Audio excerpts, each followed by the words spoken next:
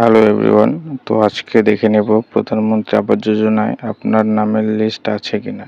সর্বপ্রথমে যে কোনো একটি ব্রাউজার ওপেন করে নেব, সেখানটায় লিখে নেব PMAYG। তারপর প্রথম যে ইন্টারফেসটা সেটাতে ক্লিক করে নেব। ক্লিক করার পর মেন মেনুর 3 ডটে ক্লিক করব, করে 2 নম্বর অপশানটিতে ক্লিক করব। তারপর রিপোর্ট বলে একটা অপশান আছে, সেটাতে ক্লিক করে নেব। রিপোর্ট অপশানে ক্লিক করার পর এটা 2 নম্বর অপশানে ক্লিক করে নেব। তারপর এখানটায় স্টেট সিলেক্ট করে নেব, ওয়েস্ট বেঙ্গল, যেহেতু আমরা ওয়েস্ট বেঙ্গলের। তারপরে এখানটায় থানা সিলেক্ট করে নেব। তারপর পঞ্চায়েত সিলেক্ট করে নেব, আপনাদের যেটা পঞ্চায়েত সেটা সিলেক্ট করে নেবেন। তারপর সার্চ বারে ক্লিক করবেন। সার্চ বারে ক্লিক করার পর দেখবেন নিচে একটু স্ক্রল করে দেখবেন যে লিস্টটি চলে এসেছে।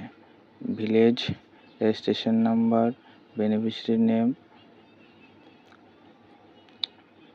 বেনিফিশিয়ারির সাথে কার কি সম্পর্ক রয়েছে, রিলেশনশিপ স্ট্যাটাস সব দেখতে পারবেন এখানটায়।